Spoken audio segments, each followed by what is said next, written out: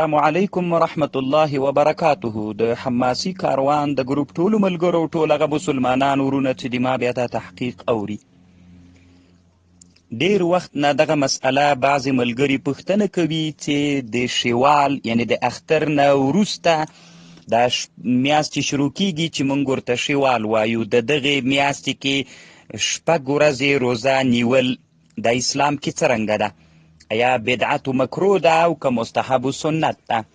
نو چې دغه روزو ته سته من شوال، شپږ د شوال یا په افغاني اصطلاح کې دې ته ششک روزې هم وایي.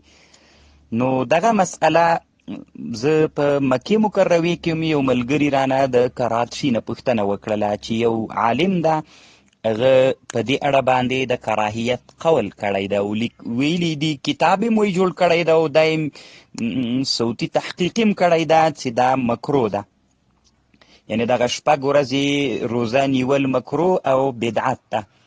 نو هلته خو ما دغه ورور ته فتوا او جواب ورکړ چې نه دا مستحب ده، خو بیا یې ما نه غوښتنه وکړله د ورور او نورو ډېرو مولسیبانو ملګرو چې ته په دې مسئله باندې یو تحقیق وکړه، ځکه دغه مسئله لږ جنجالي مسئله ګرځېدلې ده. نو محترمو مسلمانانو ورونو، دغه قول چې دغه شپږ ورځې روزه نیول د رمضان د روزې نه وروسته بدعت او یا مکرو دا یو قول سته ده وکې، اما راجح قول هغه د سنتیتو د استحباب قول ده. نو غواړم چې په دغه مسئله باندې لږ بحث وکړم. اصل کې دغه مسئله چې دنیا کې ډیره جنجالي سوله، هغه وخت کې سوله چې یو عالم علامه جلال الدین تبانی په نامه باندې، دغه جلال الدین تبانی چې یو لوی عالم تیر سوی ده، د یو منظومه جوړه کړې ده، په نظم کې حنفي فقه را جمع کړې ده او بیا یې په دغه منظومې باندې شرح هم کړې ده. نو د دغه منظومې کې هغه شعر داسې ویلی ده: وفي الصيام ستة من الشوال كراهية عند أولي الأفاضل. بیا په همدغه کتاب باندې د بیرته خپله منظومه باندې شرح هم کړې ده.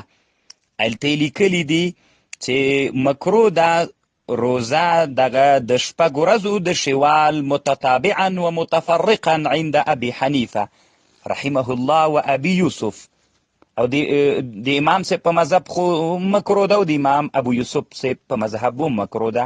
سمه ده د امام یوسف او د امام ابو حنیفه رحمه الله هغه کې فرق سته. وقال مالک وی رحمه الله مکرو ده على كل حال وهذا وظیفة الجهال. دغه جلال الدین تبانی عالم وی وهذا وظیفة الجهال، دغه شپږ ورځې روزه نیول چې ششک روزي دي، دی وایي دا وظیفه د جاهلانو ده. وکل حدیث فیه فهو موضوع، هر حدیث چې په دې کې راغلی ده دا موضوعي ده. بیا لیکلي دي چې دا وصوم شهر رمضان نسخ کل صوم کان قبله، د رمضان روزه چې راغله مخکینی ټولې روزې منسوخې کړې.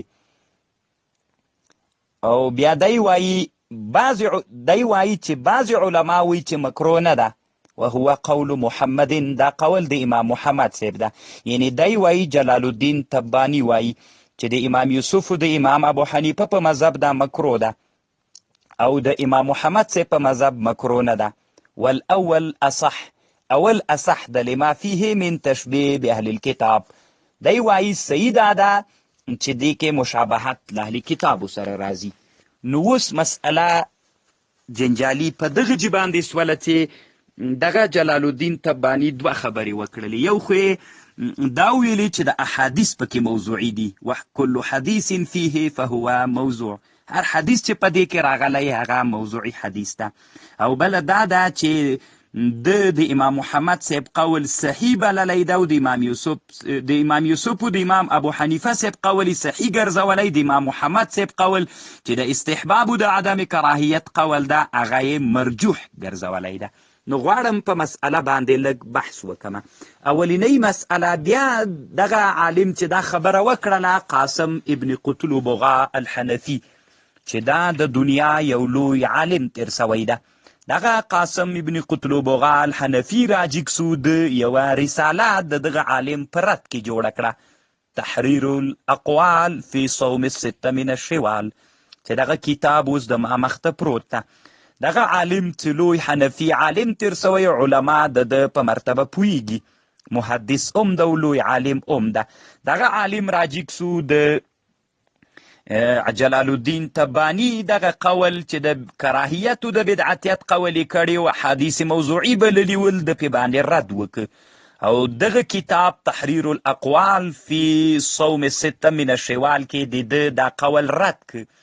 احادیث هم ثابت او صحیح حدیث دی، او د احناف علماو هغه مفتابهی قول چې هغه د استحباب ده، د امام محمد صاحب قول ده، او د امام یوسف صاحب او د امام محمد ابو حنیفه صاحب قول چې ترنه نقل سوی هغه مرجوح یا یو قسم تأویل کړی ده.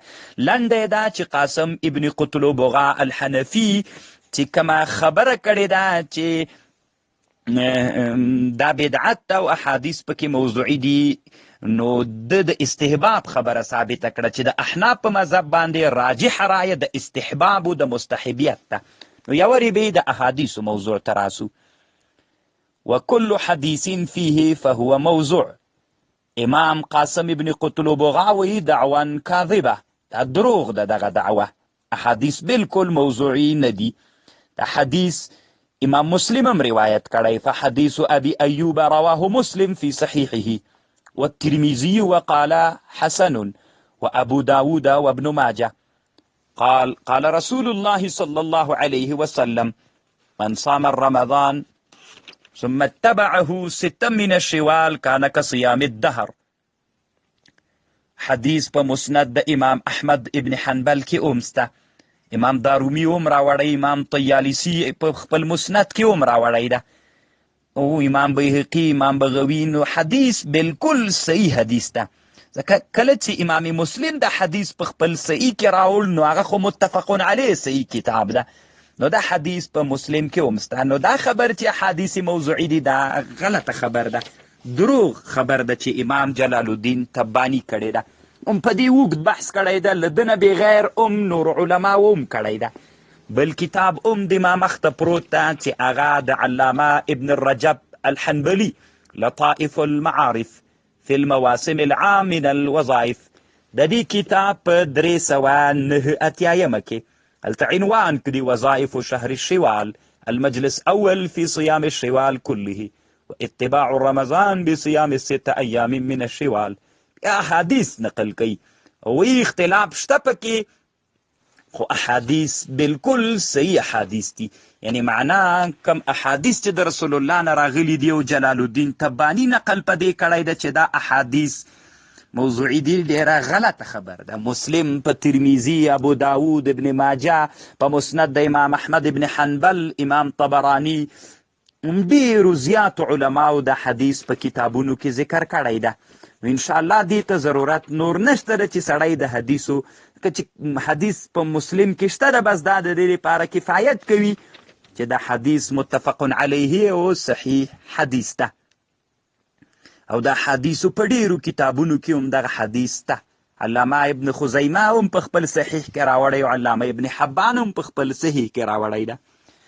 پاتې سوله دغه مسئله چې دغه علامه جلال الدین تبانی او دغه عالم چې د مونږ په زمانه کې ده چې اصلي ما نه دا پوښتنه ملګرو کړې ده چې دم ویلي دي چې دا مکرو ده دغه روزه او بدعت ته د شپږ روزې د ششک روزې نیول بدعت ته. نو دغه عالم مرجوح روایت، یو خو د حدیثو موضوع سوله، اوس د احنافو علماو خبرې ته راځو.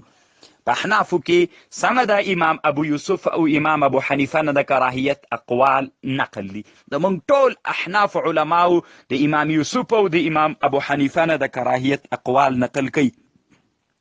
پوهیږم په دې باندې چې د امام ابو حنیفه صاحب مطلقاً مکروه بلي، امام یوسف یې پرلپسې مکروه بلي، او که جدا جدا وي بیا یې مکروه نه بلي.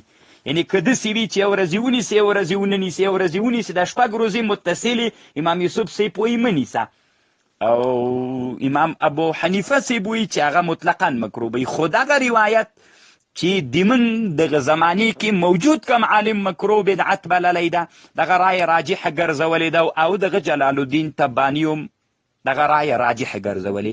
اما زه حیران دې ته یم چې دغه عالم کوم کتاب هم چې جوړ کړی و کتاب یې ما وکته او هغه کتاب کې په دې کتابونو حواله د احنافو ورکړې وه چې هلته یې لیکلي دي چې د احنافو کتابونو کې مفتابهي او راجح قول هغه د کراهیت ده. نو زه د یو څو کتابونو خبره کوم.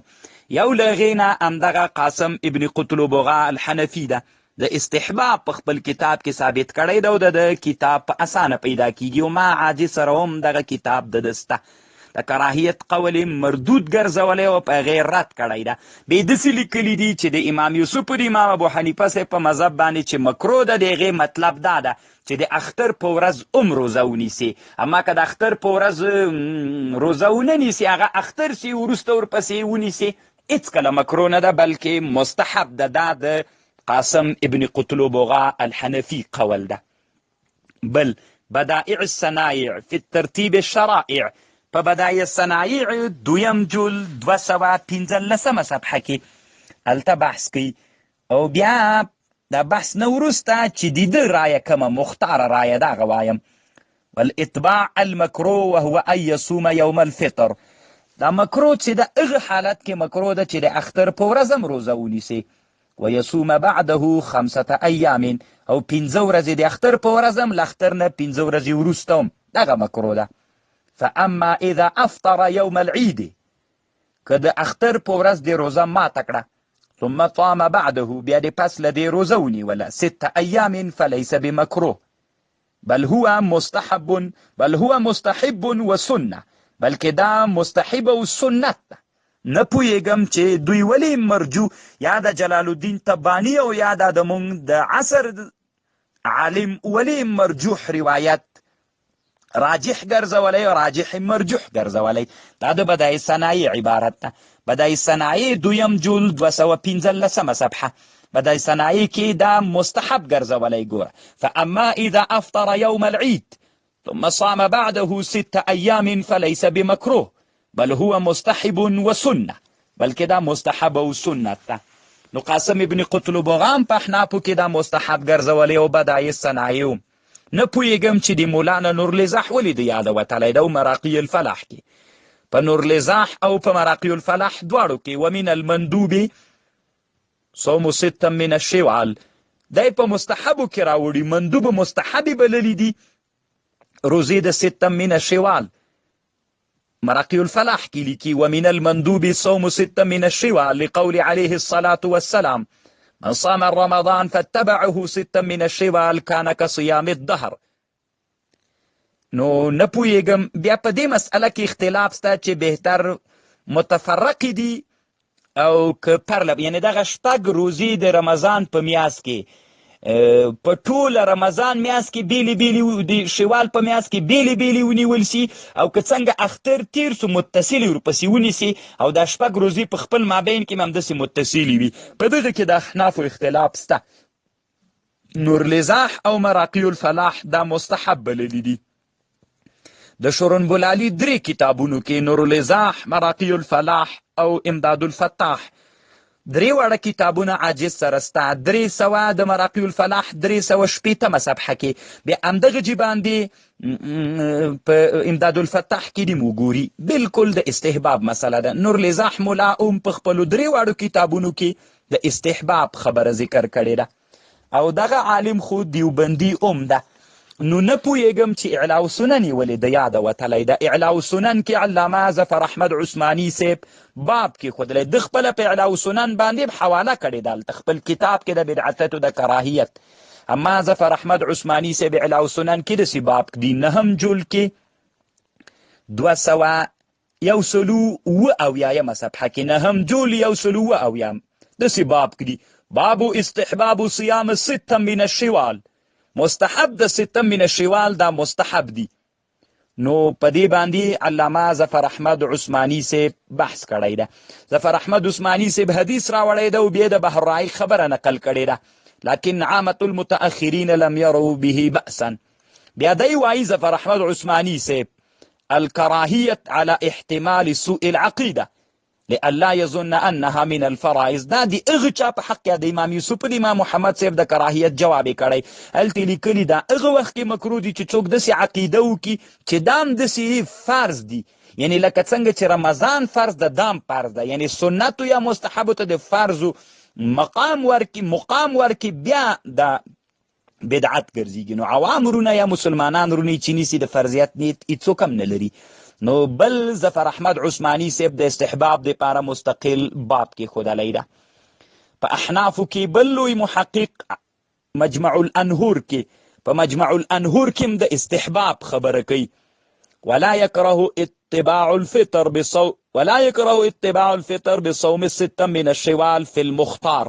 مکروه نه ده، مختار قول ده لأنه وقع الفصل بيوم الفطر فلا يلزم التشبه بأهل الكتاب فليس بمكروه بل مستحب وسنة، بل كده مستحب والسنة لورود الحديث في هذا الباب.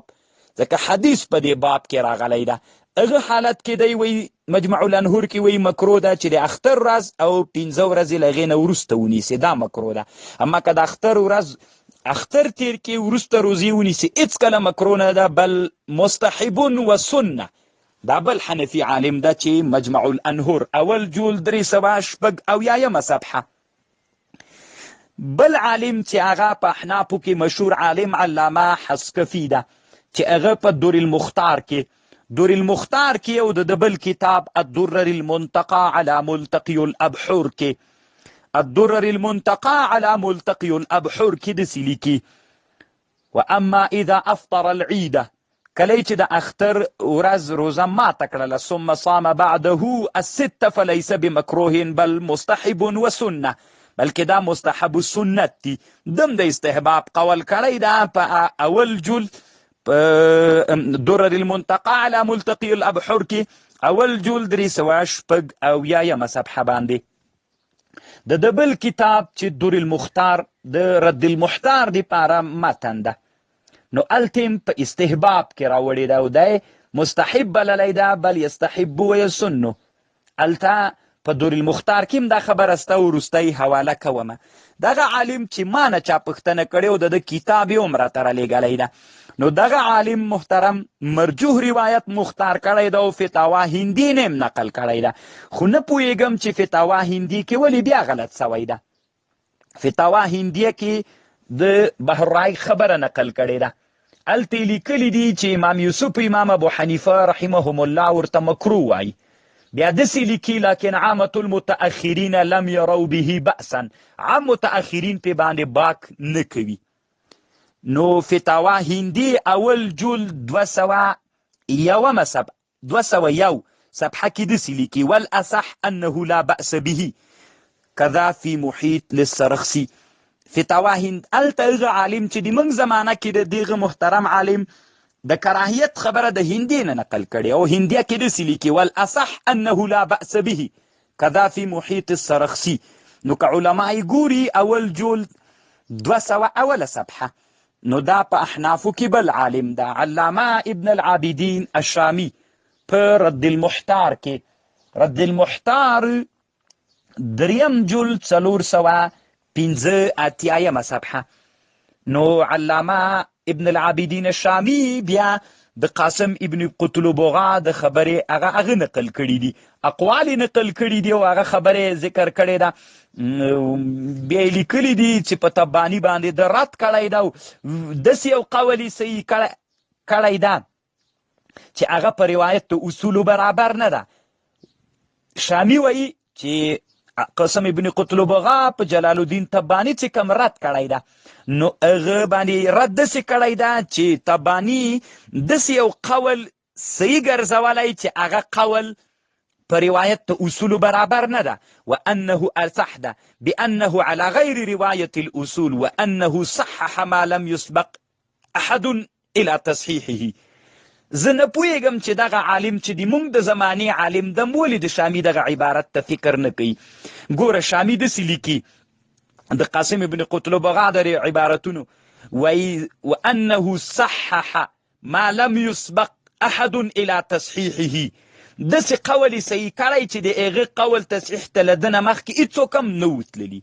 نو یو جلال الدین تبانی او یو د موږ د زمانې دغه عالم د چې دغه قول ته د تصحیح تک کړی په دنیا کې چا بل نه د ورته کړی وانه شامی وی وانه صحح الضعیفه د هغه ضعیف قولی صحیح ګرځولی وعمد الى التعطیل ما فيه الصواب الجزیل د قصد کړی دا معتلولو ما د هغه شي ته فيه الثواب الجزیل چې په هغه کې ثواب لوی ده بدعوا کاذبه بلا دلیل په داسې یوې دعوې سره چې هغه دعوه دروغ دعوه ده او دلیل نه لري. شامی په مسئله باندې ښه بحث هم کړی ده.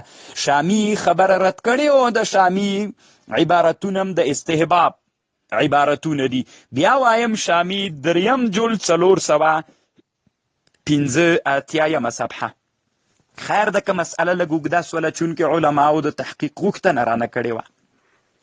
دغه عالم چې د خپل کتاب د موږ د عصر عالم چې کتاب په دې جوړ کړی ده چې وی دا مکروه بدعت ده، نو هلته د امام د علامه شاه ولی الله صاحب په مسوا فتوا کړې ده. مسوا ما سره شته 200 د چې کومه حواله کړې ده هغه حواله خو ما پیدا نه کړه. ما سره چې کومه مسوا په موطا باندې ده 250 صفحه کې هلته شاه ولی الله صاحب داسې لیکي قلتو ندب بحدیث مسلم مستحب ګرځول سوی په حدیث ته مسلم من صام رمضان ثم اتبعه 6 من الشوال كان كصيام الظهر فقال الشافعي يستحب وتتابعها أفضل وكره أبو حنيفة متفرقا كان متتابعا وعند أبي يوسف يكره متتابعا لا متفرقا وفي العالمگيرية ولكن عامة المشائخ لم يروا به بأسا والأصح أنه لا بأس به. نه پوهېږم چې ولې د مسوا کتاب نه د کراهیت قول نقل کړی. هلته لیکلي چې شاه ولی الله صاحب مکروه بلي او بدعت بلي، اما شاه ولی الله صاحب د عالمگیري په عبارت باندې اخرینی خبره کړې ولكن عامة المشائخ لم يروا به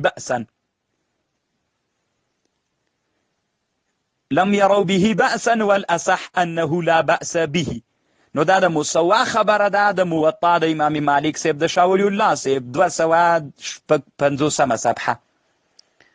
پاتې سوله دغه مسئله چې احناف علماو د خو هغه علماو د احنافو چې دوی مستحب بللې ده. بدایع صنایع، مراقي الفلاح، اعلاء السنن، مجموع الانهور، در المختار، الدرر المنتقى، مسوا شامی او علامه زکریا صاحب د یو کتاب الته اوجز المسالک د علامه زکریا صاحب ښودلی ده.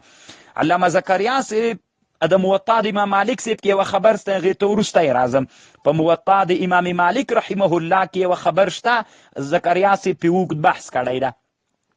زکریا صاحب بیا لیکلی دي چې نورالزاح او مراقي الفلاح او نورو کتابونو کې دا مستحبه ګرځول سوې ده. او بیا لیکلی دي وبسط ابن عابدین نصوص اهل المذهب في عدم الكراهیه. بیا زکریا صاحب اخر کې داسې لیکلی دي فعلم من ذلك كله أن المرجح عند الحنفية هو الندب وما حكي عنهم خلاف ذلك إما مرجوح غير رواية الأصول أو محمول على صوم يوم العيد.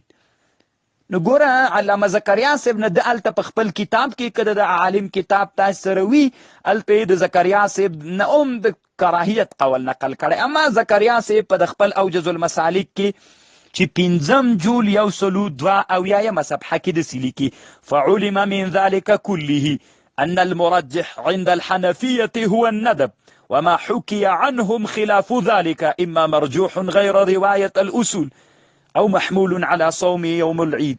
واستدل من قال بالندب ذلك بحد اوږد بحث کړی ده. لنډی دا د زکریا صاحب خبرم چې د نقل کړی د عالم په سرچپه سوي د زکریا صاحب قولم د استحباب قول ده. علما دې په سړه سینه وګوري 5 جول 103 صفحه. پاتې سو دغه عالم د کراهیت قول کړی، فتح القدیر باندې هم حواله کړې ده. نو نه پوهېږم چې د عالم باندې ولې دغه مسئله کې ټول کتابونه سرچپه سوي دي.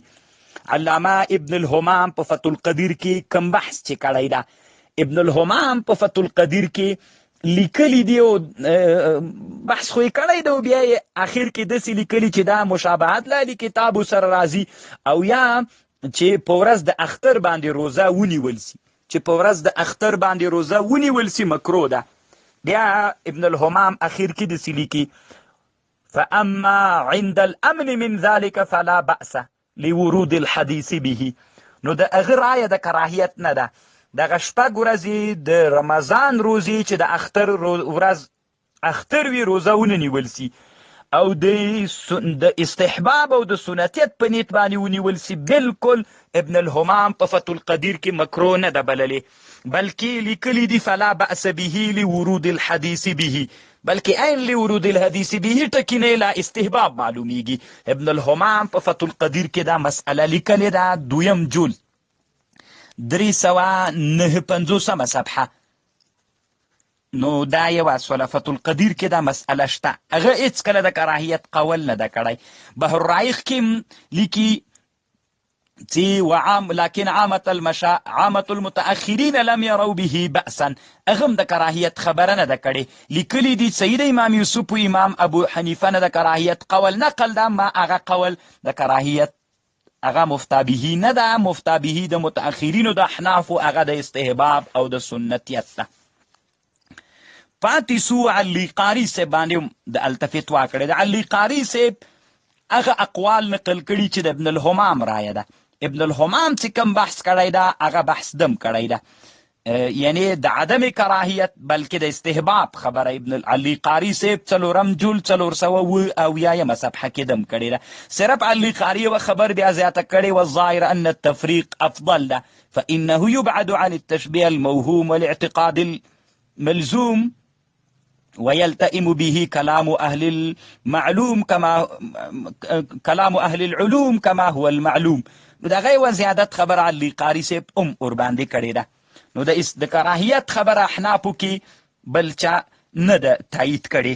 نو د موږ د عصر کم عالم چې ده جلال الدین تبانی له دغه دواړو نه انشاءالله بغیر په حنفي علماو کې په لوی علماو کې یا د موږ معتمد کم کتابونه چې دي هغوی کې چا هغه قول راجح نه ده ګرځولی، هغه یو مرجوح قول ده، په هغې باندې فتوا نشته ده، مرجوح قول ده او احنافو فتوا نه ده کړې. لنډه ده چې دغه شپږ ورځې روزې نیول دا مستحب دي، سنت او مستحب دي، خو په دې شرط باندې چې د اختر د ورځې روزه ورسره د اختر ورځ اختر وي روزه ونه نیول سي او د استحباب او د سنتیت په نیت باندې سي. علامه ابن رجب حنبلی بحث کړی د ور باندې چې امام یوسف او امام مالک او امام ابو حنیفه نه د کراهیت نقل سوی، خو دی بیا وایي واكثر المتأخرين من مشائخهم قالوا لا بأس به وعللوا بأن الفصل قد حصل بفطر يوم العيد. بس هغه د موږ د احنافو خبره سوله 389 صفحه کې دا خبره کړې ده. او غیر مقلدینو کې علام د شارح د ترمذی، ځکه دا حدیث په ترمذی کې ستره او دا حدیث امام ترمذی چې راوړی عبدالرحمن مبارک فوری و خبر کړی ده. قلت قول من قال بكراهية الصوم هذا الستة باطل مخالف لحديث الباب، ولذلك قال عامة المشايخ الحنفية بأنه لا بأس به. قال ابن الهمام صوم 6 من الشوال عند أبي حنيفة وأبي يوسف كراهته وعامة المشايخ لم يروا به بأسا. دغه مسأله په تحفة الاحوزی او بیا په معارف السنن هم ډیرو کتابونو کې شته ده. پاتې سوله د امام مالک صاحب په مذهب، ځکه دغه عالم د امام دواړو هم د موږ د عصر عالم او هم هغه جلال الدین تبانی د دواړو دغه خبر کړی ده چې د امام مالک صاحب په مذهب مکروه ده. سمره دا خبر په موطا د امام مالک صاحب کې شته ده، ما خپله لیدلې ده. هغه کوم ځای مې چې دا جز المسالک وښود همغه ځای کې دې وګوري د صوم په بحث کې خبر امام مالک صاحب کړې ده. بیا وروسته د امام مالک صاحب د مذهب علما په دغه مسئله کې اختلاف لري. بعضې علما یې مطلقا مکروه بلي، مالکیان وروستیو کې بعضې مالکیان علما یې مطلقا مکروه بلي او بعضې علما یې مطلقا مکروه نه بلي. بعضې تأویلونه د امام مالک رحمه الله په قول کې کوي، خو چونکې هغه د مالکیانو مسئله د هغې سره د مونږ کار نشته ده، نو بالکل هغه چې د زمونږ د عصر زمانی کم عالم کوم رایه مختاره کړې ده چې د بدعتتو د کراهیت رایه ده، دا مرجوح رایه ده او دا شامی وی چې دا هیڅ په احنافو کې چا نه ده راجحه ګرځولې. نو الله پاک دې وکړي چې زه په دغه مسأله کې حق ته رسېدلی اوسېږم. الله مو حافظ و ناصر سه، الله مو نصرت وکړه. اخوكم في الله خادم احاديث النبويه والفقه الحنفي عبد الحميد الحماسي الكابولي الحنفي الديوبندي.